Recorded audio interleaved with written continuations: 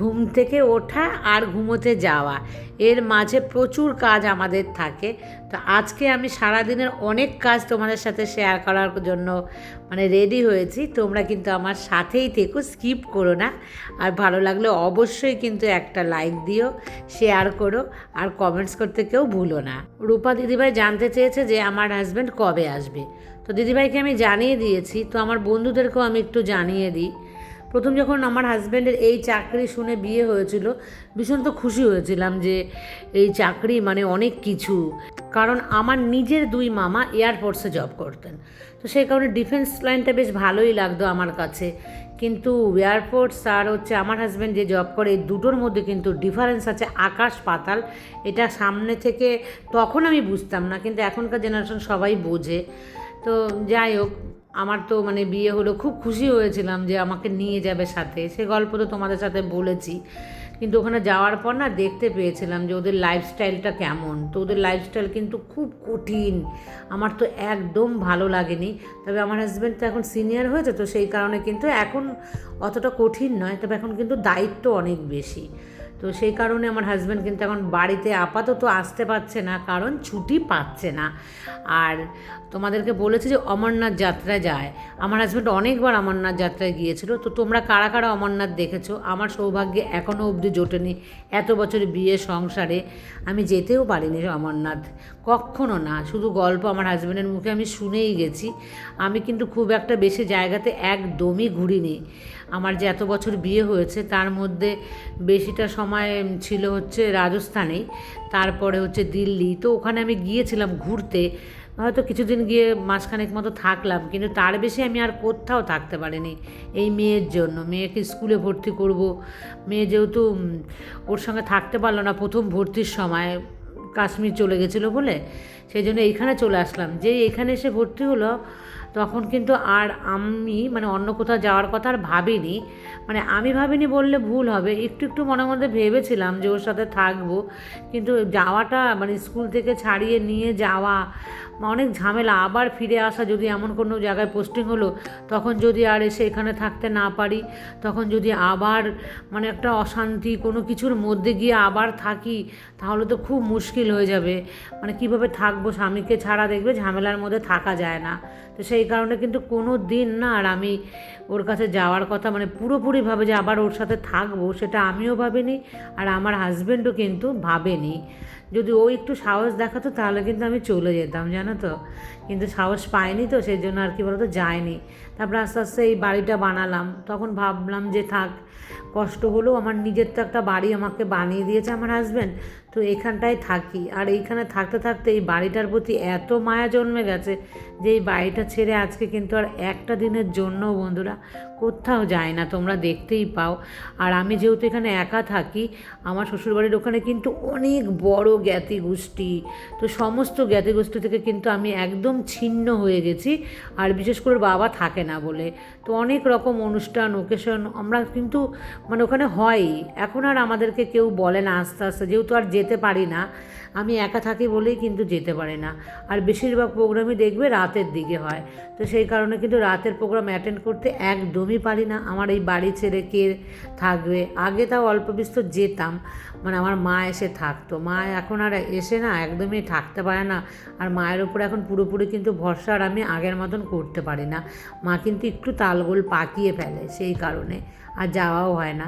তবে হাজব্যান্ড থাকলে যত রাতই হোক না কেন, আমি কিন্তু ওর সাথে যাই কোনো প্রোগ্রাম থাকলে। আবার কিন্তু ধরো ওই 10টা-11টার দিকে আমরা ফিরে আসি।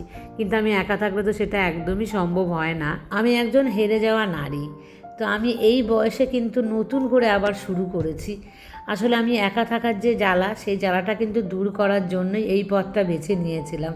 মেয়ে শিখিয়েছে, তোমাদেরকে বারবারই বলেছি। তো জীবনে আমি কোনো কিছু পাইনি, জানো তো। আসলে পাওয়ার জন্য সেরকম কোনো চেষ্টাও আমি করিনি।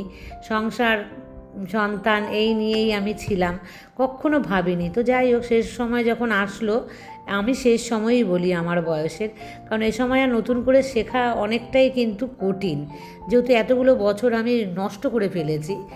আর আমাকে স্বপ্না বলেছে যে তুমি ইউটিউব করেছো, এটাই তোমার সাফল্য। আমি অনেক বন্ধু দিদি বোন পেয়েছি, এটার থেকে বড় পাওয়া আর কিছুই হতে পারে না। আর ওদিকে আমাকে সুপ্রিয়াও বলেছে তোমার মতন বন্ধু পেয়ে অনেক খুশি। ওদিকে চন্দ্রানী আমাকে বলেছে দিদি তোমাকে আমার দিদি পাতাতে চাই, কারণ হচ্ছে ওর যে দিদি ওর কিন্তু জীবন ছিল। হ্যাঁ, দিদি আর বোনের সম্পর্ক খুব ভালো থাকে। তো ওর দিদি মারা গেছে, কাল ওর দিদির মৃত্যুবার্ষিকী ছিল, তো শুনে ভীষণই খারাপ লাগলো।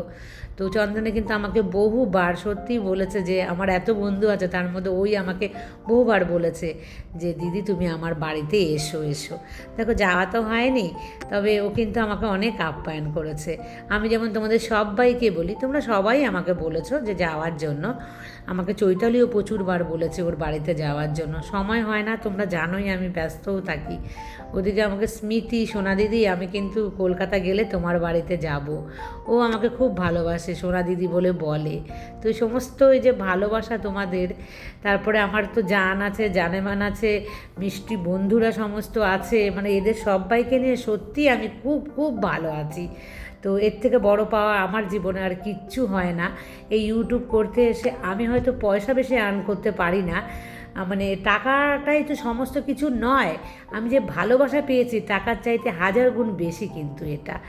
আর টাকা ইনকাম করা এত সহজ নয়। যারা মনে মনে ভাবছো যে আমি ইউটিউব করব, মন শক্ত করে একদম মানে দৃঢ়ভাবে আসতে হবে যে পয়সা না পেলেও আমি ইউটিউব করতে পারবো বা আমি ভিডিও করতে পারবো, তবেই কিন্তু তারা নেমো। কারণ ভিডিও করতে নেমে যে আমার অভিজ্ঞতা হয়েছে আমি সেখান থেকেই বলছি, তোমরা কিন্তু একদমই ভেবো না যে আমি একটু ভিডিও পোস্ট করে দিলাম সেটা আমার মানে ভিউজ পেয়ে যাবে হাজারে হাজারে আর সেখান থেকে ইনকাম করতে পারবো। বা কাউকে নকল করে যদি আমি ভিডিও করি, ধরো কারো কথা বলার স্টাইলটাই আমি নকল করলাম, বা কে কী কীভাবে করছে পুরোটা যদি আমি নকল করি, বা কাউকে যদি নকল করি, তাহলেও কিন্তু সেই ভিডিওতে ভিউজ আসে না। কপালে যদি তোমার মানে হয় না যে ভিউজের কপাল থাকতে হয়, সেটা থাকলে। আর তাছাড়া কিন্তু তোমার সেই ভিডিও হতে চায় না। তাই ভিডিও বানানোর আগে যে মনে অনেক স্বপ্ন নিয়ে আমরা করি, কিন্তু সেই স্বপ্নগুলো সবার সাকসেস হয় না, কারণ ভাইরাল আমরা সবাই হতে পারি না। অথচ ভিডিও কোয়ালিটি লো হয়েও কিন্তু প্রচুর লোক ভাইরাল হয়েছে, তাদের ভিউজ প্রচুর হয়, এত ভিডিওর জন্য তারা খাটেও না। যেমন আমি খাটি না, তোমরা ভাবতেও পারবে না আমি ভিডিওর জন্য কতটা খাটি। সে আন্দাজে আমার ভিডিওতে কিন্তু একটুও ভিউজ হয় না। আমি যেভাবে প্রপার তোমাদের দেখানোর চেষ্টা করি, যেহেতু একা থাকি, আমি প্রচুর প্রচুর কিন্তু খাটি ভিডিওর পেছনে, সে আন্দাজে আমার কপাল খারাপ বলে কিন্তু হয় না। তো যাই হোক, যারা করবে আমি তোমাদের তাদের কথা বলছি যে তারা কিন্তু মন শক্ত করে আসবে। অনেক কঠিন এই জার্নিটা, কারণ টাকা কামানো সত্যি অনেক কষ্ট, আমি দেখতে পাচ্ছি এই ভিডিও বানাতে এসে। এখন আমি কি বলো তো, ছাড়তেও পারবো না, আমার নেশা হয়ে গেছে। আর তোমরা আমার বন্ধু, তোমাদের জন্য কিন্তু আমি ছাড়তেও পারি না, আবার করতে গেলেও আমার কিন্তু প্রচুর কষ্ট হয়। তো যাই হোক, আমি তোমাদের ভালোবাসাতে এই কষ্টটা আমি কিন্তু চালিয়ে যাব যতদিন আমি পারবো আর কি। তো যাই হোক, তোমরা আমার সাথে থাকলে আমি আরও বেশি ভালো পারি, তার জন্যই বারবার বলি একটা লাইক দিও তোমরা, কারণ তোমাদের একটা লাইকে আমি অনেক অনুপ্রেরণা পাই। আর ভিডিও যত পারি ক্লোজ করে তোমাদেরকে কিন্তু আমি দেখানোর চেষ্টা করি, আর যত ক্লোজে ভিডিও যাবে তত কিন্তু কাটতে হয়। আর এই দেখো, এটাকেও মুছে দিয়েছি, একটু পরিষ্কার লাগছে কি না। আর গেটের কাছে ওটাকে কিন্তু আমি একদমই পারি না, আর ওটাকে আমি চেষ্টাও করি না করার। ওটা হাজব্যান্ড আসলে ওকে দিয়েই কিন্তু আমি পরিষ্কার করাবো। আর ভিডিও সম্পর্কে অনেক কথা বলে দিয়েছে, যারা নতুন ভিডিও বানাবে সাবধান হয়ে কিন্তু তারা ভিডিও বানিও, কারণ ভিডিওতে 400 500 1000 ভিউজ পেলেও কিন্তু আর্ন করা যায় না। তো যাই হোক, আর কিছু বললাম না এই বিষয়ে। আর এই নিচটা দেখেছো বন্ধুরা কি পরিষ্কার না, আমার এই যে পাথরগুলো মার্বেলগুলো মানে টুকরো মার্বেল দিয়ে বানানো, তো একটু পরে করা হয়েছিল বলে না, ওটা বেশ পরিষ্কার আছে। আর এই গেটের কাছে যে আছাড় খেয়ে পড়ে নাক ভেঙেছি, সেই থেকে এই টালির ওপরে আর আমি জল নিজে ফেলি না, দূর থেকে ছুঁড়ে ছুঁড়ে ফেলি। আর হেনাকে বললে হেনা এমনভাবে জল দেয় এখানটার মধ্যে যে ওই গেটগুলো পুরো মনে জং পড়ে যাচ্ছে। তো সেই জন্য আমি আর হেনাকেও এখন আর বলছি না, তো আমি মাঝে মাঝে ঝাড় দিয়ে দিই, আর হেনাকেও বলি তুমিও মাঝে মাঝে কিন্তু এই জায়গাটা ঝাড় দিয়ে দেবে। আর বৃহস্পতিবার করে আমি ওই গেট দুটো খুলে জাস্ট 2 মগ মতন মনে হয় জল আমি ঢেলে দিচ্ছি। জল ঢালার পর আর ওখানে আমি যাচ্ছি না ভয়ের চোটে, যদি স্লিপ কেটে পড়ে যাই। আর বন্ধুরা আমার এই যে ঘর বা সিঁড়ি এগুলো না আমি বেশি কিন্তু মুছছি না, জানো, মুছতে মুছতে সমস্ত প্লেন হয়ে গেছে, ওপরে কত স্লিপ কাটে এমনিতেই। তো আমার না কি ভয় লাগে যে যদি আবার পড়ে যাই, মেয়েও সেদিন পড়ে গেছে। তো ভেবেছি একদম মুছবো না, খুব কম মুছবো। আর কী বলতো, মোছা একটা বাতিক হয়ে গেছে, তো কিন্তু বাতিক হলে হবে না, বিপদ হয়ে যাচ্ছে। সেদিন মেয়ে পড়ে গেছে অল্প একটু জল পড়াতেই, তারপরে আমি পড়ে গেছি। আর এই দেখো কুমড়ো শাকটা কোথায় দেবো জায়গা খুঁজে পাচ্ছি না। হেনা বারবার বলছে একটা দড়ি দাও দিদি, আমি বেঁধে দেবো, দড়িই পাচ্ছি না। তো দেখি হেনাকে বলেছি একটা দড়ি তুমি পেলে নিয়ে এসো। আর নাহলে হেনা বলেছে তোমার নাইটি আছে না দিদি, তো সেই নাইটি ছেঁড়া মানে ছিঁড়ে ছিঁড়ে দড়ি বানিয়ে তাহলে বানিয়ে দেবো। আমি বললাম আচ্ছা ঠিক আছে। আর আমি তো দড়ি খুঁজেই পাচ্ছি না, মানে এত বড় বাড়িতে আমার দড়ি নেই, ভাবতে পারছো। তো যাই হোক, নোংরার বালতিতে নোংরা ছিল, মানে আমি সবজি কেটে তার মধ্যে রাখি, এটা কিন্তু রাখি না এর মধ্যে। তো সকাল সকাল প্রচুর কাজ হয়ে পরিশ্রম আমার হয়ে গেল, তোমাদের সাথে শেয়ার করলাম না। সকালবেলা আমি খেয়েছি সেই ওটসের জিলাই বানিয়েছি, আর মেয়েকেও একটা দিয়েছি জোর করে। মেয়ে মুখ মানে একদম বেজার করে কিন্তু মেয়ে খেয়েছে। তো যাই হোক, আর দেখায়নি, আসলে ব্লগটা অনেক বড় হয়ে যাচ্ছে, সেই কারণেই তোমাদের সাথে সকালের খাবারটা শেয়ার করলাম না। আর এটা পাট শাক, আগের দিন যে বাজার থেকে আমি সবজি এনেছিলাম সেটা তোমাদের শেয়ার করতে মনেই নেই। সেই মাশরুমটা দেখালাম, তারপরে কিন্তু আমি মানে সরিয়ে নিয়েছি ব্যাগের ওই জিনিসপত্র। তো যাই হোক, সেদিনকে কিন্তু আমি পাট শাক নিয়ে এসেছিলাম। তো পাট শাক আমি রসুন দিয়ে ভেজে নিলাম। আর এটা দেখো কী করলাম দেখেছো, রসুন কুচি, পেঁয়াজ কুচি, কাঁচা লঙ্কা, টমাটোর একটুখানি আমি জিরে গুঁড়ো, হলুদ গুঁড়ো, একটু নুন দিয়েছি, হালকা একটু বা জলও দিলাম, পুড়ে যাচ্ছে দেখে। তো দেখো এইভাবে করে কিন্তু আমি বানাই লোটে মাছ। তো তোমরা কীভাবে বানাও? আর আমাকে অনন্যা বলেছিল লোটে মাছটা বানাতে বয়েল করে নিয়ে, তো আমি করেও ছিলাম, ওটাও খেতে খুব ভালো হয়েছিল। মাছটাকে একটু বয়েল করে জলটা ফেলে দিতে। কিন্তু জানিস তো অনন্যা, আমি কেন খেতে পারিনি? ওই যে মাছটা একটুখানি বয়েল হয় না জলের মধ্যে, ওই যে স্মেলটা, ওই স্মেলটা না আমি কিছুতেই নিতে পারছি না। মানে আমার পুরো রান্নাঘরে একটা যে আমার কাছে ভালো লাগছিলো না, ওই মানে মাছ বয়েলের যে একটা স্মেল। আর আজ কম তেল মশলায় রান্না করে ঝটপট চলে এসেছি। এখানে আছে ভাত, আর এই দেখো ভেন্ডি চচ্চড়ি করেছি পেঁয়াজ দিয়ে, টমেটো, কাঁচা লঙ্কা, আলু দিয়ে বানিয়েছি, কম তেল দিয়ে কিন্তু একদম। মেয়ে বলেছিল ভাজা, আমি বললাম না ভাজা না, কম তেল দিয়ে খাও। আর এই যে লোটে মাছে কম তেল দিয়েছি না, এর জন্য মেয়ে আজকে কিন্তু একটু কম পছন্দ করেছে, বলছে গলায় আটকাচ্ছে, খুব শুকনো শুকনো হয়েছে। আনলাম ঠিক আছে, পরদিন একটু ভেজা ভেজা করবো। আর দেখেছো মেয়ে, আমি যে পেছনে ক্যামেরা করছি ও কিন্তু একটুও খেয়াল করেনি, ও আরামসে পুরো দেখেছো বিছানার ওপরে কীভাবে শুয়ে আছে। আর বন্ধুরা আমি না মেয়েকে এরকম বেশি দেখাতে চাই না, দুই একজনও না খুব বাজে কমেন্ট করে না, তো সেই কারণে। আর এখন অনেক গরম, তো সেই কারণে মেয়ে সবসময় এরকম থাকে। আর আমার মেয়েকে দেখেছো শীতকালেও অবধি হাফ প্যান্ট পরে, এটা থাকে কেউ কেউ, আমি বদলাতে পারিনি, ওর বাবার মতো হয়েছে পুরোটা। তো সেই কারণে আমি দেখাতে চাই না, কারণ একজনা আছে আমার একদম হাত ধুয়ে পেছনে পড়ে যায়। আমার ভালো কোনো জিনিস আজ পর্যন্ত সে প্রশংসা করলো না, সে সব সময় শুধু আমার খারাপ দিকটা দেখবে, আর খারাপ দিকটা দেখে সে আমাকে কী বলো তো মানে এমনভাবে পিন করে আমাকে কমেন্ট করবে। তো এখন আর আমি তাকে পাত্তা দিই না, তার কমেন্টের এখন আর আমি রিপ্লাইও দিই না, মানে একদম ফালতু সে আমাকে করে, কারণ সে আমার মধ্যে কোনো ভালো জিনিসটাই পায় না। কোথায় আমার মেয়ে হাফ প্যান্ট পরলো, কোথায় আমার হাঁটুর ওপরে মানে আমি যে জামাটা পরেছি এটার নিচে প্লাজো প্যান্ট পরিনি, তো সে ওই ভুলগুলো দেখে দেখে বেড়ায়। তো তার ভালো লাগে না আর অন্য কোনো কিছু। তো এই ধরনের মানুষদের আমি কি উত্তর দেবো বলো? তো সেই কারণেই না কি বলো তো খারাপ লাগে শুনতে, তো তার জন্য মেয়েকে আমি কিন্তু খুব কম দেখাই, তোমাদেরকে দেখবে।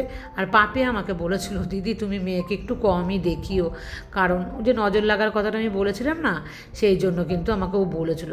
কথাটা আমাকে ঠিকই বলেছিল, তবুও আমি ভাবি তোমরা আমার বন্ধু, তো তোমরা আমাকে কেউ নজর দাও না, আমি খুব ভালো করে জানি নজর কারা দেয়, সেই নজরের লোকগুলোকে কিন্তু আমি চিনি।